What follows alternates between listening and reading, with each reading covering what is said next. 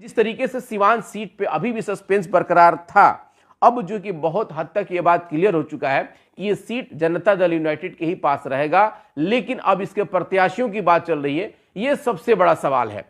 देखिए, अभी हमारी कई प्रत्याशियों से बात हुई है, जिनमें सबसे पहला प्रत्याशी अब जो बात छोड़ करके इस बार अपने मुद्दों पे अगर बात करते हैं, सीवान के मुद्दों पे बात करते हैं, सीवान के हित में बात करते हैं, सीवान के लोगों के लिए बात करेंगे तो शायद कि बहुत बेहतर होगा। इसलिए क्योंकि जिस तरीके से सीवान के लोग आम समस्याओं से जूझते रहते हैं हमेशा, खास करके जो शहाबुद्दीन साहब का परिवार है, यानी कि उनकी पत्नी हिना शाम है, इस बार उनके सामने इस तरह की कोई भी बड़ी शायद की मुद्दे नहीं आएंगे। इस बार का मुद्दा जो है कि घूम फिर करके सीवान के लोकल इश्यूज पे आएंगे। इसके डॉक्टर एसडी प्रसाद, होम्योपैथिक द्वारा 40 सालों से असाध्य रोगों का सफल इलाज का अनुभव, कैंसर, लिवर, सिरोसिस, पैरालिसिस आदि समस्याओं के लिए आज ही मिले डॉक्टर एसडी प्रसाद, पतिभरा आरजीडी मेमोरियल हॉस्पिटल, खुरमाबाद, ग्रामीण बैंक तकिया के पास। बहुत स्वागत है आप सबका यस 24 न्यूज के इस खास कार्यक्रम में। चूंकि अभी हम लाइव इसलिए आए हैं कि एक बड़ी खबर आ रही थी। हालांकि जिस तरीके से चुनावी बिगुल बज चुका है और लगभग सभी जगह देखा जाए तो लगभग सभी जगह पार्टियों का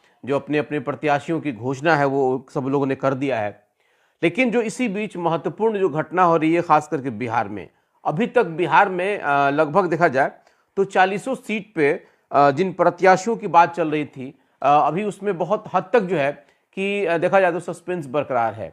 लेकिन सीवान सीट पे जो है कि सबसे ज्यादा सस्पेंस है, और वो इसलिए क्योंकि यहाँ पे पहले से जनता दल यूनाइटेड का ये सीट है, यहाँ के वर्तमान सांसद कविता सिंह हैं, और उसके बाद ये बात चल रही थी कि इस बार जो है कि ये सीट जो है कि भारतीय जनता पार्टी के पास चला जाएगा। और इसी को लेकर के मंगल पांडे चूंकि पूरी तरीके से तैयारी भी कर रहे थे और लगभग देखा जाए तो वो साल भर से लगे भी थे इसमें।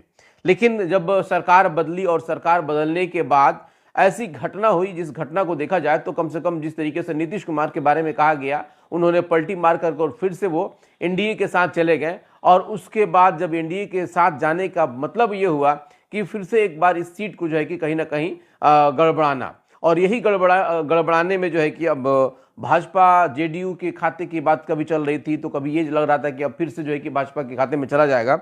लेकिन ऐसा अब लग रहा है, फाइनली अभी हो गया है। और ये फाइनली क्या हुआ है, ये सीट जो है कि अब जेडीयू के पास ही रहेगा। यानी कि अभी फाइनल जो डिसीजन हुआ है वो यही कि अब ये सीट जो है कि जेडीयू के पास रहेगा। अब इसमें यह समझना होगा कि इसका प्रत्याशी कौन होगा, और इन्हीं सब चीजों को लेकर के मैं आज आप लोगों के बीच में आया हूं। एक संक्षिप्त एक छोटे से वीडियो में मैं आप लोगों से बात करूंगा, और जो सबसे बड़ी बात है वो ये कि सीवान सीट पे जिस तरीके से सबकी निगाहें हैं, और यहाँ जिस तरीके से ये बात चल रहा था कि भाई अभी जिस तरीके से जनता दल यूनाइटेड के पास ये सीट है, तो क्या ऐसा लग रहा है कि ये भाजपा के पास जाएगा या भाजपा अपनी किसी प्रत्याशी को इस पे उतारेगी, या ऐसा भी हो सकता है कि भाजपा का कोई कैंडिडेट हो और सिंबल जो है कि जेडीयू का हो, या ये भी हो सकता था कि भाई जेडीयू के मतलब टिकट पे हो और भाजपा का कोई भाजपा का जो है कि टिकट हो और जेडीयू का कोई कैंडिडेट हो। तो ये सारी संभावनाएं जो है कि अब सामने आ गई हैं, और बिल्कुल खुल करके अब ये स्पष्ट हो चुका है कि ये सीट जो है कि जेडीयू के पास ही रहेगा और जेडीयू का ही कोई प्रत्याशी इस पे होगा। लेकिन कोई नहीं बल्कि कई प्रत्याशियों के नाम अब छन करके सामने आ रहा है। कुछ लोगों से मेरी बात भी हुई है जिन लोगों ने साफ तौर पे कहा है कि हाँ, मुझे टिकट मिल रहा है और मैं सीवान के लोकसभा का प्रत्याशी रहूंगा। तो उन्हीं नामों को मैं खुलासा भी करूंगा और उन संभावनाओं को मैं आप सबके सामने भी रखूंगा, जिन लोगों की संभावनाएं बनी है कि वो लोग भी सीवान से प्रत्याशी हो सकते हैं। तो चलिए हम वीडियो में देर ना करें, लेकिन आप लोगों से एक आग्रह जरूर करेंगे कि जितने भी लोग अभी जुड़ गए हैं तो कम से कम इस वीडियो को शेयर जरूर कर दें। इसलिए कि देखिए, ये महत्वपूर्ण इसलिए होता जा रहा है क्योंकि सीवान सीट जो है कि इस बार जो है कि 1 अनार और 100 बीमार वाला स्थिति सीवान की होती जा रही है। देखा जाए तो भारतीय जनता पार्टी हो, जनता दल यूनाइटेड हो, या फिर महागठबंधन की बात हो, दोनों गठबंधन की जो है कि स्थिति एक सा नजर आ रहा है। और दोनों स्थिति में देखा जाए तो दोनों के पास कई बड़े चेहरे हैं, लेकिन इनमें कुछ चेहरे बाहरी भी हैं तो कुछ चेहरे जो है कि लोकल नजर आ रहे हैं। लेकिन इन लोकल चेहरों की हम बात अगर करेंगे तो वो कितना टिकाऊ हो सकते हैं, और जो बाहर के लोग हैं वो कितना टिकाऊ होंगे, इन सारी चीजों को अब हमें समझना होगा। तो चलिए हम लोग जल्दी से इस वीडियो को शुरू करें और इसके बाद इस पर हम चर्चा करें। तो चलिए एक बार फिर से मैं आप लोगों से आग्रह कर दूं कि एक बार आप लोग इसको बस शेयर कर दें ताकि हम लोग और लोगों को इसे जोड़ सकें। और जोड़ने के बाद कुछ महत्वपूर्ण चीजें मैं आप लोगों से बताऊंगा। देखिए, सबसे बड़ी बात है कि सिवान सीट पे राजद की जो पहले की प्रत्याशी रह चुकी हैं, लोकसभा की जो प्रत्याशी रह चुके हैं हिना साहब, देखिए मामला इनके नहीं लड़ने से बहुत सारी चीजें और बहुत जो है कि गठबंधन का, खास करके महागठबंधन हो या एनडीए गठबंधन हो, इन सबों का खेल बिगड़ रहा है। और खेल सिर्फ इसलिए क्योंकि मुख्य बिंदु तो हिना साहब होंगी, लेकिन किससे किस तरीके से लड़वाना है, कौन सी रणनीति कैसे काम आएगी, ये सारी चीजें पार्टी जो है कि अपनी रणनीति के हिसाब से चलती हैं। और इसका सबसे मजबूत कड़ी तब होता है कि जब सामने वाला ये तय हो जाए कि वो कौन व्यक्ति है, किससे हमारी लड़ाई है और किस रणनीति से हमको उसको लड़ना है। यही सब चीज को देख करके अगर देखा जाए तो सिवान की लड़ाई जो है कि अब धीरे धीरे काफी दिलचस्प होती जा रही है। और इसकी दिलचस्पी का नजारा यह है कि लगभग सभी लोग इस पर नजर बनाए हुए हैं। सभी लोग ये जानना चाहते हैं कि आखिर किसके पाले में ये जो कि सिवान सीट जाएगा और कौन यहाँ का प्रत्याशी होगा। तो मोटा मोटी आज जो फाइनल हुआ है, जो खबरें आ रही हैं, जो सूत्र ये बता रहे हैं कि अब यहाँ से जो है कि जनता दल यूनाइटेड की ही ये सीट रहेगी, यहाँ से वही चुनाव लड़ेगा। लेकिन प्रत्याशी कौन होगा, ये बातें आज हम आप लोगों के बीच में रखेंगे। इससे पहले देखिए, आपको समझना होगा कि जिस तरीके से अभी खास करके भारतीय जनता पार्टी के जो कैंडिडेट थे मंगल पांडे, वो काफी एक्टिव नजर आ रहे थे। और उनका एक्टिव होने का ये नतीजा था कि लोग इस बात को समझ गए थे कि ये सीट जो है कि फिर से भाजपा के पास जाएगा। और भाजपा इस सीट की जो दावेदारी कर भी रही थी, इसलिए क्योंकि ये सीट अगर देखा जाए तो ओम प्रकाश यादव जब चुनाव लड़े थे तो भाजपा के ही सीट पे थे और उनका ये सीट था। इससे पहले जब वो लड़े थे तो लगभग वो निर्दलीय थे, लेकिन भाजपा के सपोर्ट से ही वो जीते हुए थे। तो इन सब बातों को लेकर के लोग ये समझ रहे थे कि भाजपा का ये सीट है तो भाजपा के पास जाएगा। लेकिन पिछली बार जो चुनाव में गठबंधन हुआ, खास करके जनता दल यूनाइटेड और भारतीय जनता पार्टी का, तो उसमें जो 17 सीटों का जो बंटवारा हुआ, सिवान सीट जेडीयू के पाले में गया। और उस वक्त उसकी कविता सिंह जो है कि प्रत्याशी बनी हुई थी। और कविता सिंह जी, जिनको उस वक्त वोट मिला हुआ था 4,48,475 वोट मिला था कविता सिंह को। और उनके सामने जो उनकी प्रतिद्वंदी थी हिना साहब, जो कि राजद की प्रत्याशी थी, और उनको वोट मिला हुआ था 3,31,515 वोट। जाहिर है कि एक बड़ा कॉन्टेस्ट दोनों के बीच हुआ था, लेकिन लगभग 1,69,000 के आसपास जो है कि दोनों के वोटों का फर्क था। और लगभग लीडिंग जो है कि कविता सिंह का एक बहुत जो है कि बड़े आधार पे उनका हुआ था, खास करके एक बड़े लंबे मतलब वोट प्रतिशत के हिसाब से। तो उस वक्त जो है कि एक बड़ा कॉन्टेस्ट कहा जा रहा था। लेकिन जो सबसे महत्वपूर्ण उस वक्त कड़ी थी वो देश के प्रधानमंत्री नरेंद्र मोदी, चूंकि उन्हीं के चेहरे पे ये चुनाव लड़ा गया था और उन्हीं के चेहरे पे जो है कि बात भी कही गई थी।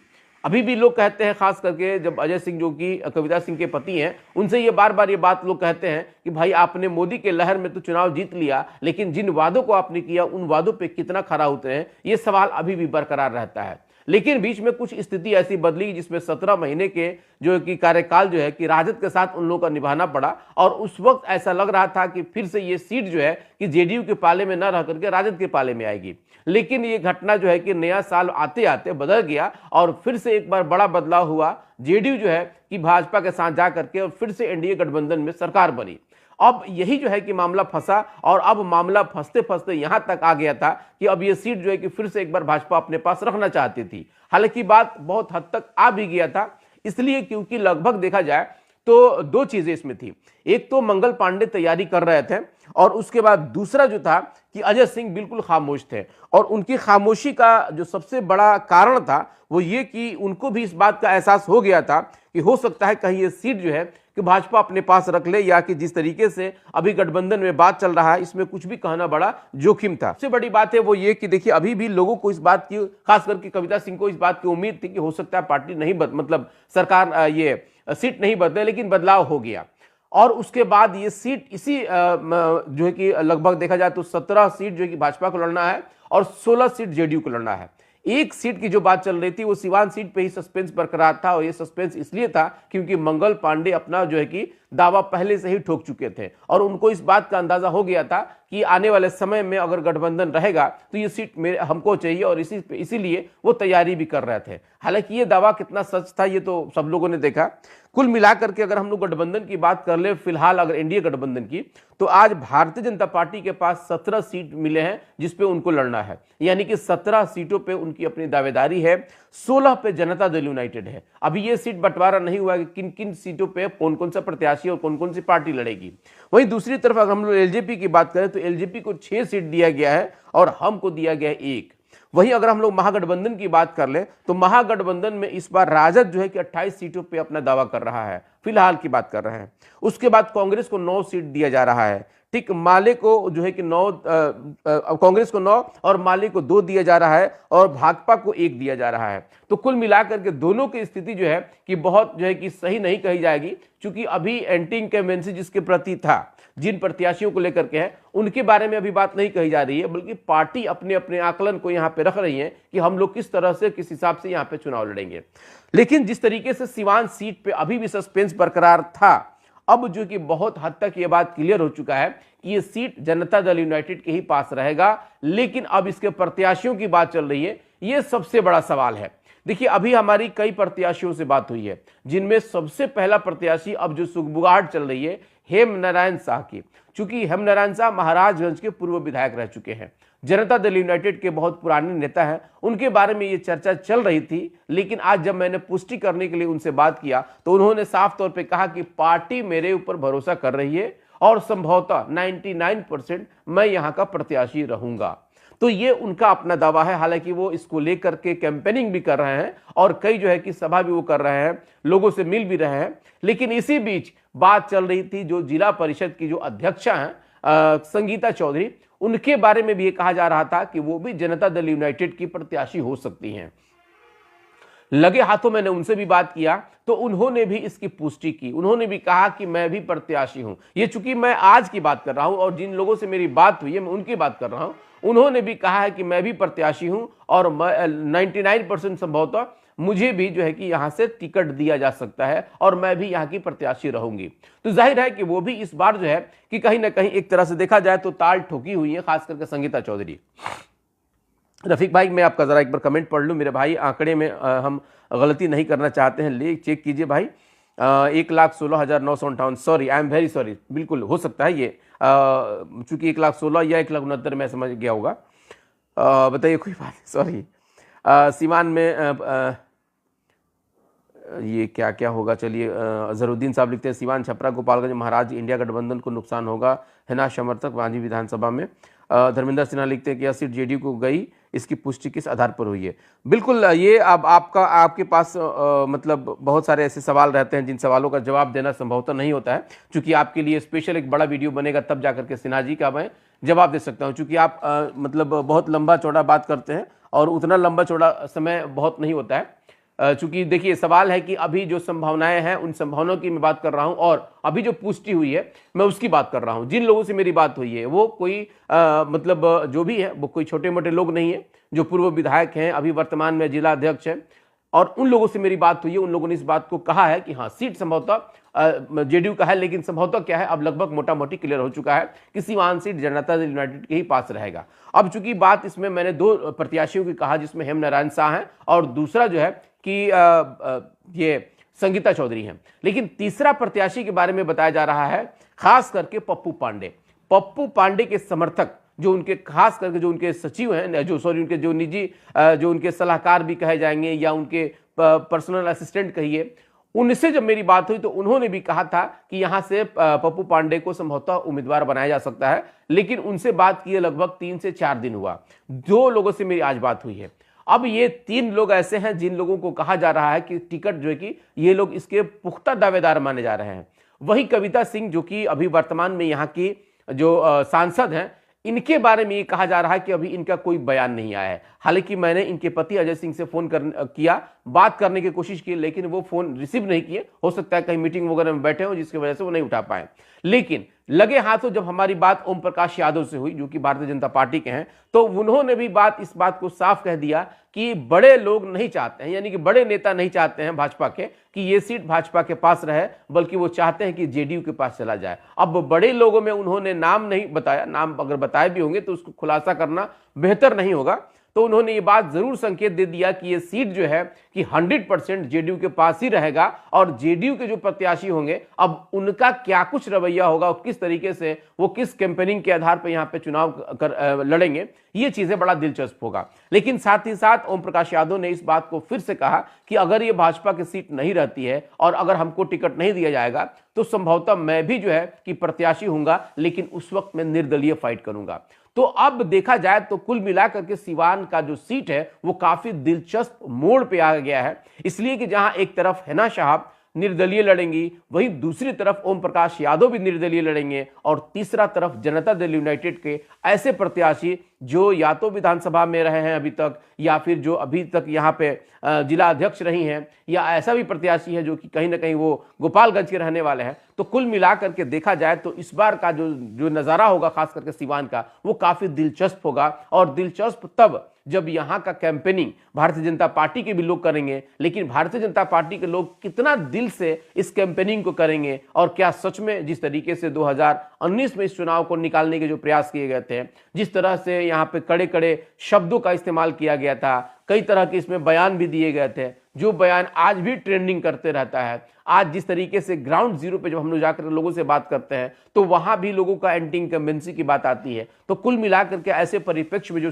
सिवान का चुनाव होगा, सिवान में जेडीयू प्रत्याशी रखेगी। अब सवाल ये होगा कि जेडीयू क्या सोच करके सिवान में अपना प्रत्याशी दे रही है, खास करके या तो बाहर का हो या फिर ऐसे प्रत्याशी जो कहीं ना कहीं विधानसभा तक तो रहे हैं लेकिन वो लोकसभा के लिए अब नई तैयारी कर रहे हैं। हालांकि जिनकी भी बात चल रही है वो बिल्कुल ऐसा लग रहा है कि 2 महीना 3 महीना 4 महीने की ही तैयारी में वो लोग अभी आएंगे, पहले से उनकी तैयारी नहीं थी। तो एक बड़ा सवाल ये भी खड़ा होगा कि जिन लोगों को पार्टी यहां पे टिकट देने वाली है उनका एक शॉर्ट टर्म में जो प्लान बना होगा वो किस तरीके से सिवान सीट पे कब्जा करेंगे, या फिर जो ऐसे चेहरे थे जिन लोगों के बारे में पहले से संभावना थी उन लोगों को सिवान सीट पे पहले से तैयारी क्यों नहीं कराई गई। तो बहुत सारे ऐसे मामले सामने आएंगे, बहुत सारे ऐसे इंटरेस्टिंग पहलू सामने आएगा जिसको एक आम आदमी को भी देखना होगा। लेकिन जिस तरीके से आम आदमी अभी जो दिलचस्प मतलब एक नज़ारा देख रहा है, खास करके अभी भाजपा और जेडीयू का जो अपना जो नूरा कुश्ती था, हालांकि वो नूरा कुश्ती नहीं कहेंगे क्योंकि इसमें जो है कि बड़े जितने भी नेता हैं वो बिल्कुल भी सही बात है कि वो नहीं चाहेंगे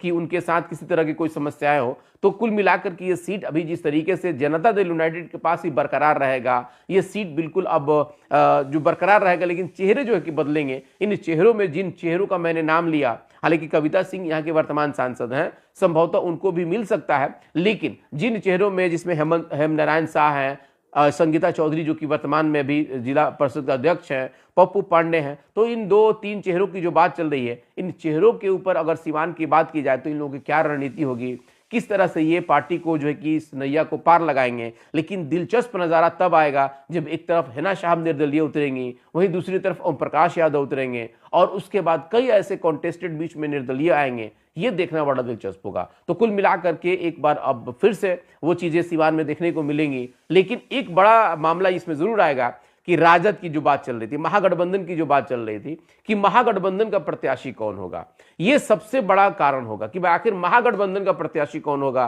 क्या सच में राजद, जैसे कि देखिए बहुत सारे लोगों ने इस बात को बताया, जैसे कि हमारी बात जब हो रही थी तो उसमें जो बताया गया कि भाई बड़े लोग नहीं चाहते हैं कि ये सीट भाजपा के पास रहे, कारण क्या है अब ये नहीं बताया गया।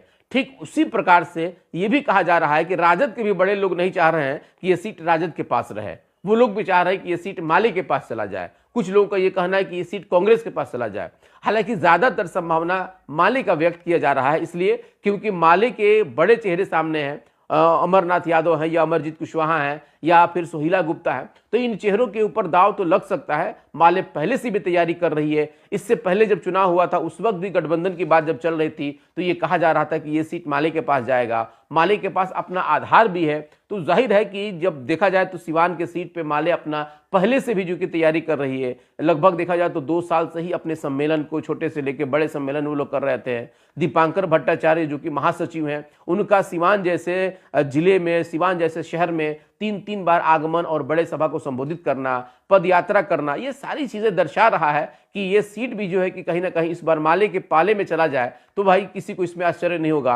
अब इसमें यह नजारा जरूर होगा कि जहां एक तरफ निर्दलीय ओम प्रकाश यादव रहेंगे, हिना साहब रहेंगी, वहीं दूसरी तरफ महागठबंधन का प्रत्याशी और तीसरी तरफ एनडीए का प्रत्याशी, यानी कि 4 कोण की ये लड़ाई इस बार सीवान में देखने को मिलेगा। अब इसका जो है कि क्या कुछ परिणाम होगा, ये परिणाम भी हम आपको बताते रहेंगे, दिखाते रहेंगे। ग्राउंड जीरो पे जब जाकर के हम लोग बात करते हैं तो वहां बात कुछ और सामने आता है। लोगों से बात करने के बाद, जो प्रत्याशी होते हैं उनसे बात करने के बाद कुछ और आता है, पार्टी कुछ संभावनाएं और देख करके देती है। तो जाहिर है कि एक बड़ा दिलचस्प नजारा इस बार जो है कि चुनाव में देखने को मिलेगा। लेकिन इस बात को अब हम उम्मीद जरूर करेंगे कि सीवान में जो नजारा पहले, खास करके जिस तरीके से धार्मिक उन्माद की बात कही जाती है, धर्म के आधारित जो है कि वोट लेने की बात की जाती है, पोलराइज करने की बात की जाती है, विकास से हट करके यहाँ कई तरह के ऐसे मुद्दे छेड़ दिए जाते हैं जिन मुद्दों से एक आम आदमी को कोई सरोकार नहीं होता है, ऐसा संभव लग रहा है कि वो मुद्दे इस बार नहीं आएंगे। इसलिए कि इस बार का जो प्रत्याशी, खास करके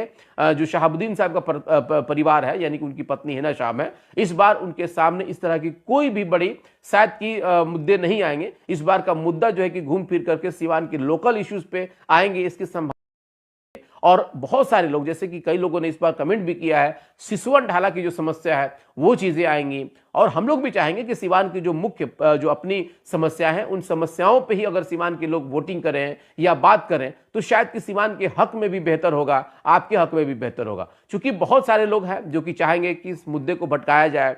बहुत सारे जो है कि अंधभक्त इस बात को समझेंगे कि भाई इस मुद्दे को सीधे सेंट्रल से जोड़ दिया जाए, मोदी जी से जोड़ दिया जाए। तो सवाल अभी भी वही होगा, क्योंकि ग्राउंड रिपोर्ट में हम लोग जब करने जाएंगे तो वहां बहुत सारी चीजें सामने आएंगी। बहुत सारे लोगों को इस बात को समझना होगा कि जो मुद्दे सेंट्रल के मुद्दे हैं, उन मुद्दों से सीवान के मुद्दों का कोई बहुत बड़ा सरोकार नहीं होता है, बहुत ज्यादा लेना देना नहीं होता है। और यही वजह होता है कि सीवान के लोग अपने आप को हमेशा ठगा हुआ महसूस करते हैं। जैसे कि जब हम लोग बात करते हैं तो वो लोग बताते हैं, शहरों की बात आप छोड़ करके इस बार अपने मुद्दों पे अगर बात करते हैं, सीवान के मुद्दों पे बात करते हैं, सीवान के हित में बात करते हैं, सीवान के लोगों के लिए बात करेंगे तो शायद कि बहुत बेहतर होगा। इसलिए क्योंकि जिस तरीके से सीवान के लोग आम समस्याओं से जूझते रहते हैं, हमें ट्रैफिक व्यवस्था की बात की जाए, या यहाँ की जो सड़कें हैं, या यहाँ नाला की व्यवस्था है, जो निकासी की बात आती है, पानी की बात आता है, या उसके बाद जो ट्रांसपोर्टिंग का बात आता है, सिसवन ढाला के मुद्दे हैं, बहुत सारे ऐसे मुद्दे हैं जो कि लोकल इश्यूज पे हैं। सबसे बड़ा समस्या यहाँ का आज भी जो है